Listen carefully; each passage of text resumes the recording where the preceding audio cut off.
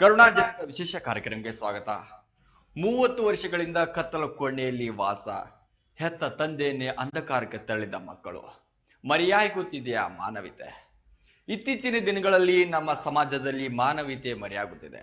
ಮಕ್ಕಳೇ ಹೆತ್ತ ತಂದೆಯನ್ನು ಕಳೆದ 3 ದಶಕಗಳಿಂದ ಅಂಧಕಾರಕ್ಕೆ ತಳ್ಳಿದ್ದಾರೆ.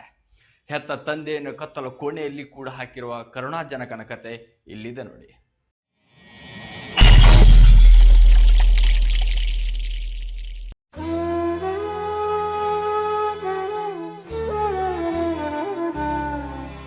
ಹೌದು ವೀಕ್ಷಕರೇ, ಇಂತಹದೊಂದು ಪ್ರಶ್ನೆ ಇದೀಗ ಬಸವನಾಡಿನಲ್ಲಿ ಉದ್ಭವವಾಗಿದೆ.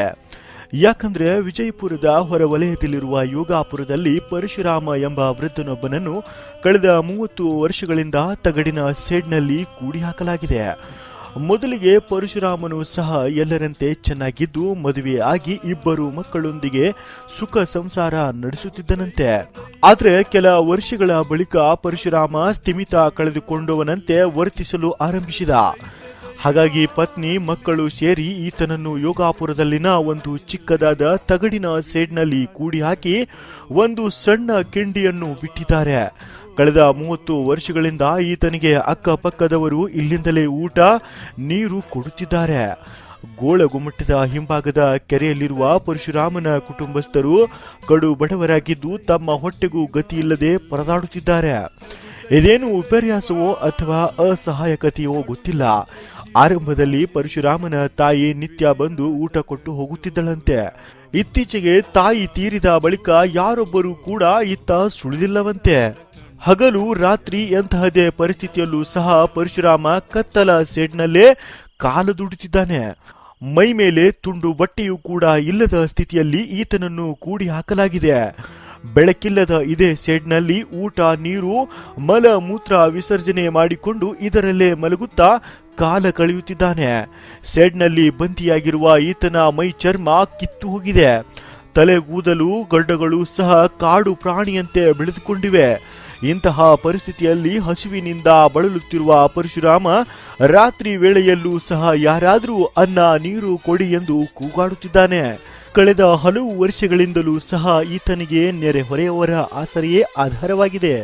ಪರಶುರಾಮ ಅನುಭವಿಸುತ್ತಿರುವ ನರಕದ ದರ್ಶನ ಕಂಡು ಮಮ್ಮಲ ಮರುಗುತ್ತಾರೆ ಸುತ್ತಮುತ್ತಲಿನ ಜನರು. ವೀಕ್ಷಕರೇ, ಲವಲವಿಕೆಯಿಂದ ಇರುವ ನಮಗೆ ಒಂದು ವಾರ ಜನಸಂಪರ್ಕ ಸಿಗದಿದ್ರೆ ಹುಚ್ಚರಂತಾಗುತ್ತೇವೆ. ಇನ್ನು ಕಳೆದ 30 ವರ್ಷಗಳಿಂದ ಒಂದೇ ಸೆಡ್ನಲ್ಲಿ ಬರೀ ಬೆತ್ತಲೆಯಾಗಿ ಊಟ ಬಹಿರ್ದೆಸೆ ನಿದ್ದೆ ಅಲ್ಲೇ ಮಾಡುತ್ತಿರುವ ಆ ವೃದ್ಧ ಅದೆಷ್ಟೋ ನೋವು ಅನುಭವಿಸಿರಬೇಕು.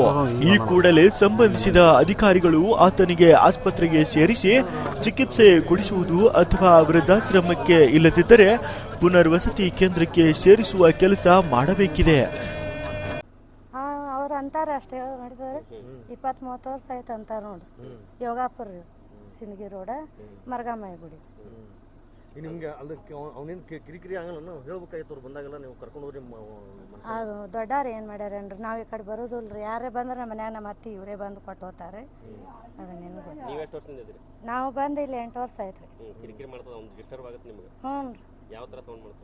ಒಂದು ಸಣ್ಣ ಚಟ್ಟ ಚೀರ್ತಾನ್ರಿ, ಹೊಯ್ಕೋದ್ರಿ ಅಳುದು ಜೋರ್ ದನಿ ಮಾಡಿ ಮಾಡ್ತಾರೆ.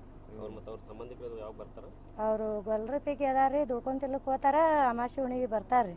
ಅದಿಟ್ಟು ದೇವ್ರಿಗೆ ಪೂಜೆ ಮಾಡಿ ಅವತ್ತು ಏನು ಕೊಟ್ಟು ಹೋಗ್ತಾರ. ಅವನೇನು ಜಳಕ್ಕಿಲ್ಲ ಊಟ ಇಲ್ಲ. ಊಟ ಅಂತ ಕೊಡ್ತಾರೆ ಬಿಡ್ರಿ. ಯಾರು ಏನೂ ಇಲ್ರಿ. ಒಂದು ಮೈ ಮೇಲೆ ಒಂದು ತುಕಡಿ ಅರಿವಿ ಇಲ್ರಿ. ಹೆಂಗದಾನ ಹಂಗೆ ಅದಾನ. ನಾವು 8 ವರ್ಷ ಆಯ್ತು ನಾವು ಬಂದು ಇಲ್ಲಿ. ಹ್ಞೂ ಯಾರೇ ಕೊಡ್ತಾರೆ. ರೇಣುಕಾ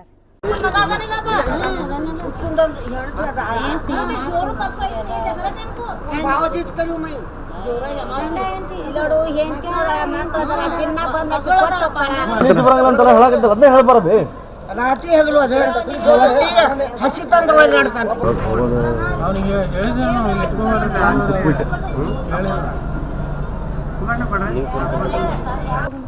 ಹೆಂಡ್ತಿದಾಳ ಮಕ್ಕಳು ಅವನ ಹೆಸರು ಏನು ಗೊತ್ತಿಲ್ಲ. ನಿನ್ನ ಹೆಸರು ಏನಪ್ಪ? ರಾಮಣ್ಣ ಅದನ್ನ ಅಂತಾರೇನೆ. ಏನಲ್ಲ ಗೊತ್ತಿಲ್ಲ.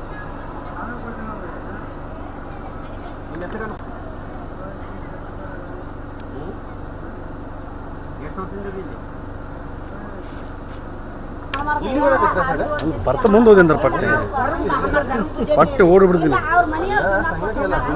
ಆಯ್ತು ಏನು ಕ್ಯಾಮ್ರಾ ಹೋಗಪ್ಪ ನೀವು ಒಬ್ಬರಿಗಿಂತ ಒಬ್ಬರು ಮಾಸ್ಟರ್ ಪೀಸ್ ಅರೋಡಿ ನೀವು